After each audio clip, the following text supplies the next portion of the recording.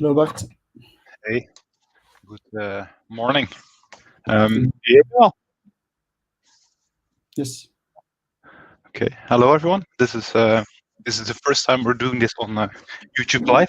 It's testing for us as well. Welcome to the Mountain. It's the 14th Root Lab session. Today, presented by Nicolas Gelders, around the topic of basically a Terraform module that he made to easily deploy Airflow on AWS. Let me share quickly a slide to show who Nico is. So Nico is a data engineer at Dataroots. He's also the lead of the DevOps Guild, has a passion for DevOps, I think I can say. Likes Python a lot. Is an avid cyclist. Did a lot of competition in the youth. And he calls himself a retired gamer, but we still have to hear a lot about it on a daily basis. Which I think sums up Nico quite well. You also see the meetup link. So if you're interested in following the next sessions, there's the next sessions planned in February again. Next one will be on machine learning services on Azure. And we're trying to pick up a monthly schedule again. I think the last one was the beginning of December, so it's a bit longer this time. But let's kick it off. I'm going to give the word to you, Nico. Okay. Thanks, Bart.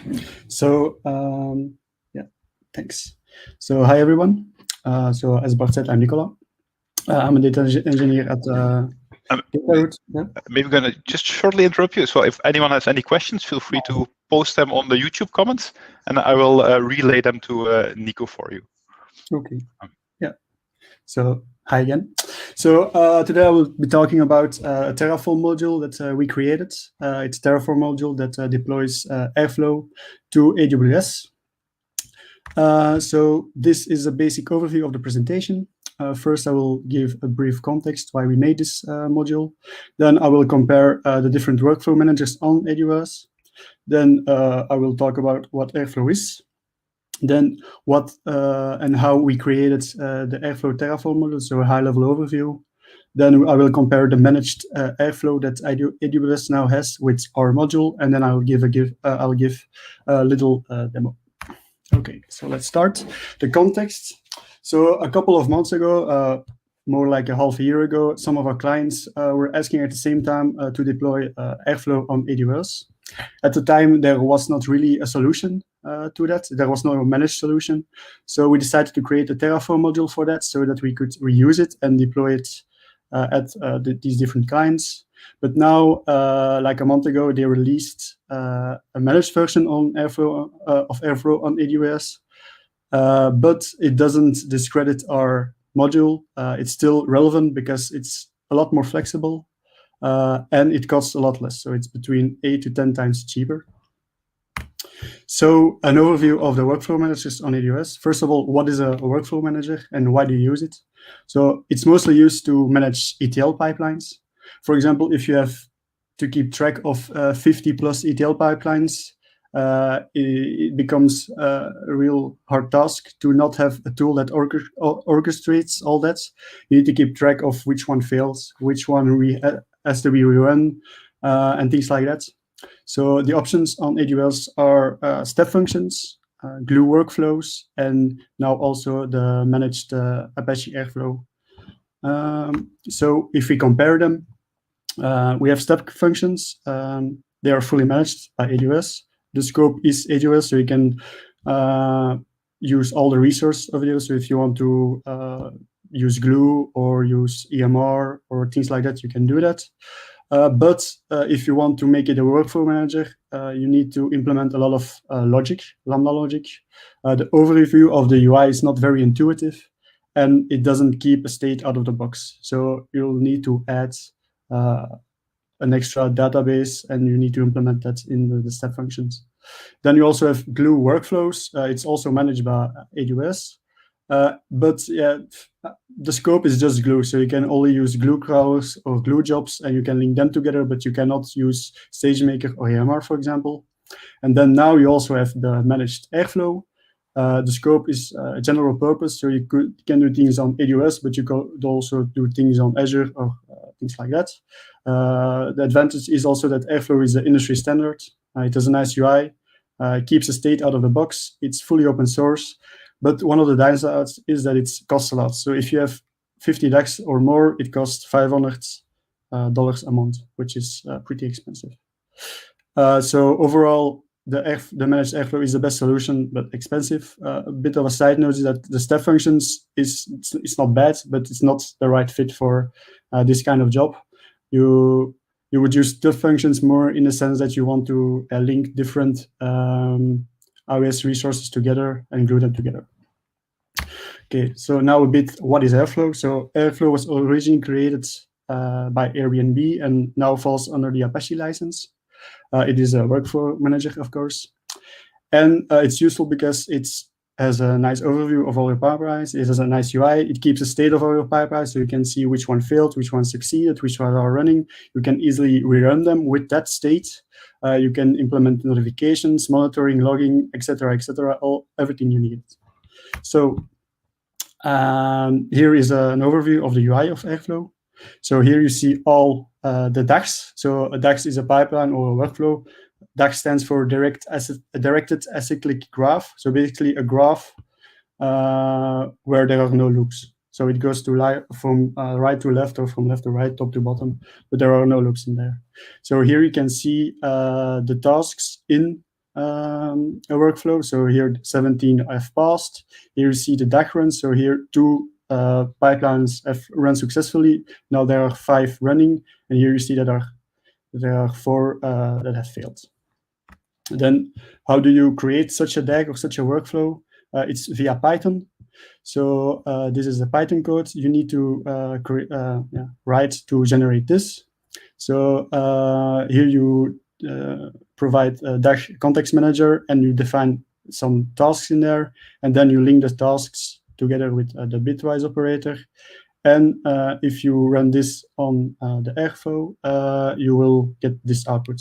So for example, here you would get the files from S3, you would put them in the data quality check step. Then if that passes, you put your job on EMR, for example, and you wait for the job to be finished.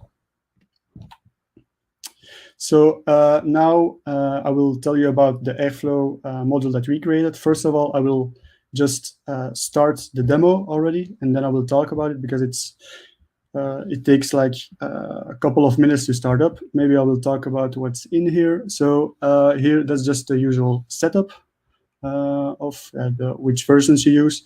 And here we have our module.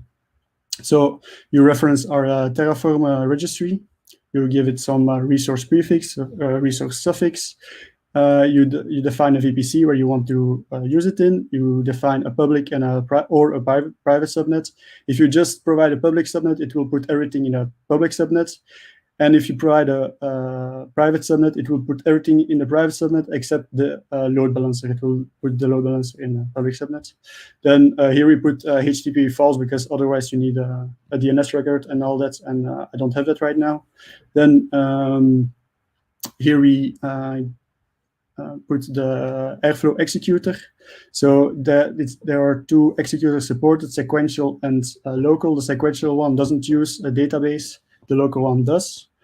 Here we just put an Airflow variable. The one that I put here is the navbar color. So you will see that the color of the navbar will be orange. And then we have some RDS parameters. And we output the Airflow ALB DNS so we can connect to it. So I will just do Terraform init. So to initialize the modules.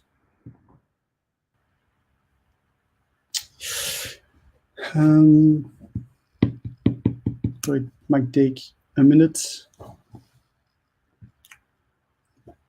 Okay, and now I do Terraform apply. So, and this will then deploy the module. It will take about 5 minutes, so I will start with the presentation again. So what was the intent to create this module? So we wanted to create as managed as possible. With that, I mean that we use like high-level services, like he says in RDS. It has to be low cost. It can be plugged in any infra. It's flexible, so you can choose if you want to have robust access control. You can choose the Airflow version if you want to use your own database, if you want to use HTTPS or not. And one of the things I want to hammer on is that it's only to manage your pipelines, is not to execute. So by that I mean that you dispatch all your jobs via Lambda or via Glue, EMR, or whatever, but you don't execute like SQL statements on the Airflow instance itself. Okay, so the approach, this is the basic overview of how the module is set up. So first of all, we have S3. Here we store all the DAGs, the plugins, and their entry points. So the entry points are actually the startup files that the containers use here. We chose it to do it like that so that we didn't have to manage a Terraform module repo and Docker repo. So we just have to manage one thing, and we just use the Airflow Docker, the Airflow-based Docker image with these entry point files to start everything. So then we also have RDS and RDS Postgres to keep the state of Airflow. Then we have a couple of containers. So the first container that gets started is the sidecar injection container. It just copies everything from S3 to a shared volume. Then there will be an Airflow init container that will start. This will run like the db init from Airflow and create a user if you have RBAC enabled. And then it will just run continuously the Airflow web server and the Airflow scheduler. And then you also have a load balancer to connect to the web server. And so if you provide a private subnets, everything in here will be in a private subnet, and only the load balancer will be in a public subnet. Now we also put in testing. So we actually test the Terraform modules with different parameters. So I think we have now 6 or 7 tests in there. So we use Terratest for that. It's something from gruntwork-io. What it actually does is just it deploys your module before the test. It destroys it after the test, and during you can easily assert cloud resources. So for example, if you want to make sure you have 3 AAM roles, you can do that. You can check the TF output. You can do HTTP requests to, for example, an EC2 or an ECS, and everything is written in Go. So the tests are written in Go. So here is a little example. So this is a test function. The parallel is to parallelize your tests. Here you get your you put in your Terraform variables and which model you want to test. This defer just means that at the end of the test, it will execute this method. So it will execute destroy. Then you do init apply. So it just deploys your module. Here you get the public IP from the output, and then you just do an assert to see if you can do an HTTP request to the service. So this is not something from our repo, but we do kind of the same. We do an HTTP request to our Airflow ECS web server, and we see if we can log in, for example, and we see if we can run the dash. Okay, now the usage. So it's very basic. So you have a couple of parameters. So you put in the link to our Terraform registry. Again, the prefix, the suffix, the VPC, the public subnet, the private subnets, HTTP. There are a lot more parameters than this, but these are the main ones. Then the output of the module, we have the ELB DNS. So basically, how you connect to the Airflow web service. Then you also have the task IAM role. This role allows you to give access to Airflow. For example, Lambda access to Airflow, or EMR access to Airflow, or Glue access to Airflow. And also you have the connection security group. This one is to, for example, connect your CI/CD to Airflow, so you could run DAGs via your CI/CD if you want to, or the Livy web service could also do it with that. Then the usage Airflow itself. So what I explained previously is just the infra. So normally this changes like once a month, maybe every 2 months. But the Airflow stuff itself, so the DAX, you change it daily or bi-daily. So what you do is you upload your DAX and plugins to an S3 bucket. Then you run the seed DAX. So I will show you that later. You wait for a couple of minutes, and you wait until your DAX appear. So it can take up to it can take a while for the scheduler to pick up the new DAX, but so everything in here can be done easily via CI/CD. And so the sync DAX will what it will do is just sync the S3 bucket with the ECS volume. Okay, so if we compare our module with the Airflow managed service of AWS, so the main difference is that the AWS is fully managed. Ours is like semi-managed, I would call it, because we use all managed services like ECS and RDS and Airflow, the base Airflow Docker container. We just use Terraform to glue everything together. Also, the cost of the managed service is a lot higher, like 10 times higher, and you cannot use an existing database with a managed one. And now time for the demo. Hopefully it deployed correctly. Let's see. No, it didn't. What for demo?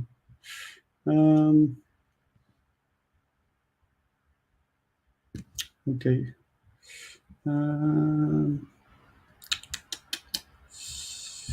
Okay. Sorry, I will need to delete. So maybe it's time for questions, Bart. This is the curse of the demo, Yeah, but I changed. I know, but it will work. It will work. I know what it is. The curse of the live demo. There is one question from Juan, which maybe is more a bug report. He says that if he enables HTTPS, he gets an error, but maybe the proposal here would be to create an initial setup. Yeah. Could definitely look into that. Yeah. Okay.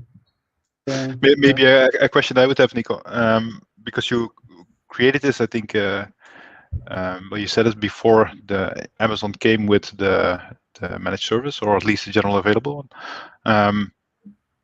In what situation today would you choose the Terraform module you have now versus the managed one? Like if you would, let me maybe rephrase it, maybe make it more concrete. If you would restart today, would you still use this module, or would you go for the managed one? Well, the managed one, the thing is, it costs a lot. So if you're a big company and you can afford it, why not? But like also, if you have like over 50 DAX, it's $500 a month. Ours is like $50 a month. It's a big price difference. But if you're a big corporation and you don't want to deal with it, And are there aspects in the managed one that would make it, let's say, more robust or something, more resilient?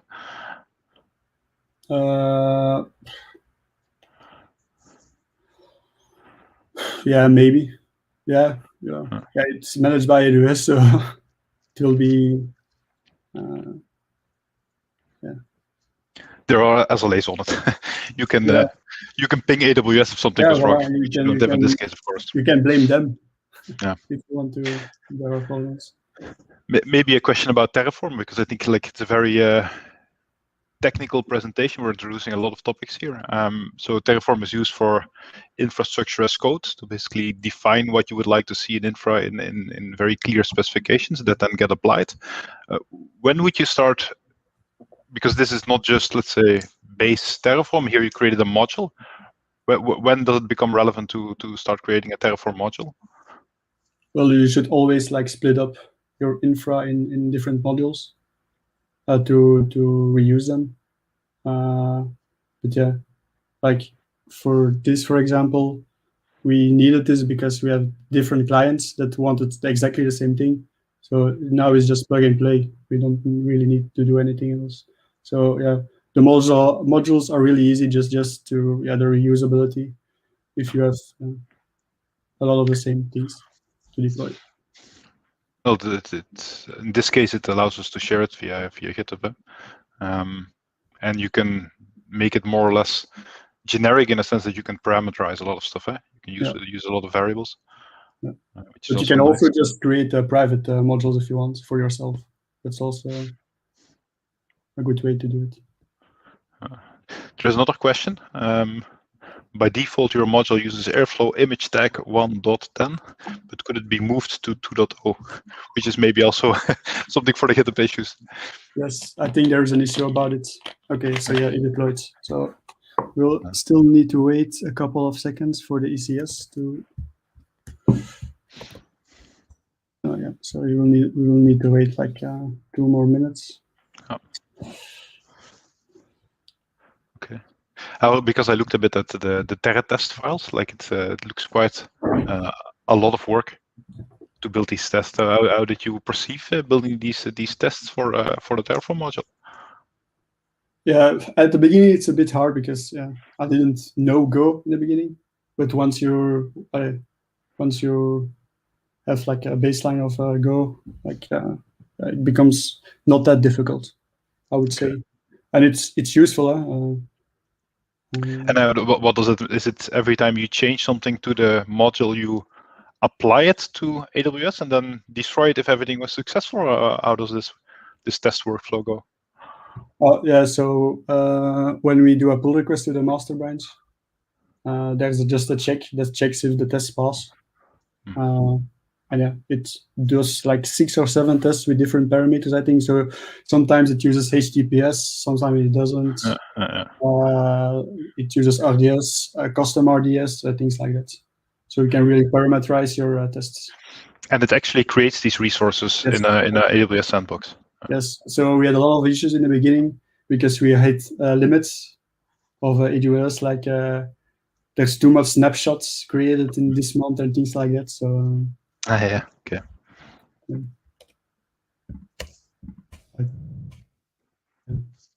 Curse of the demo. The curse of the demo, indeed.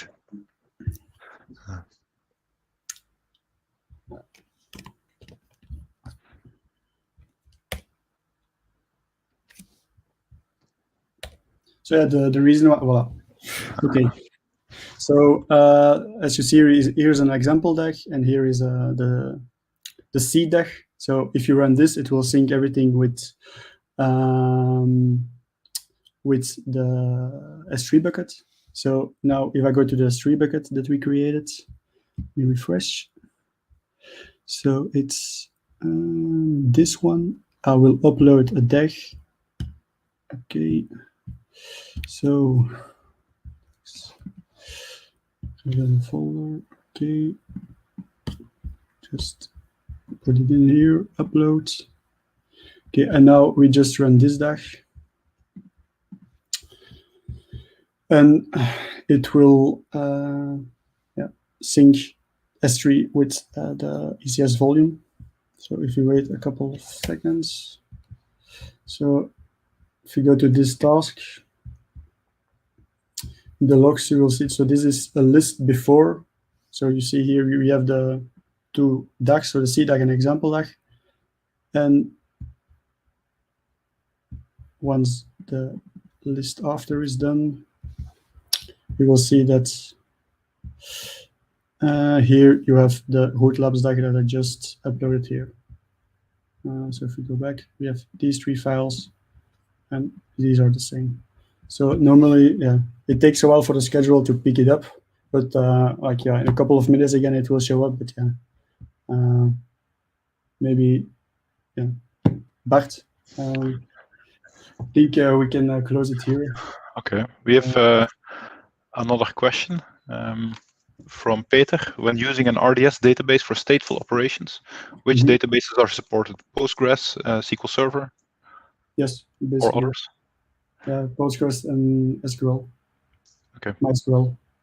But I would suggest just using Postgres.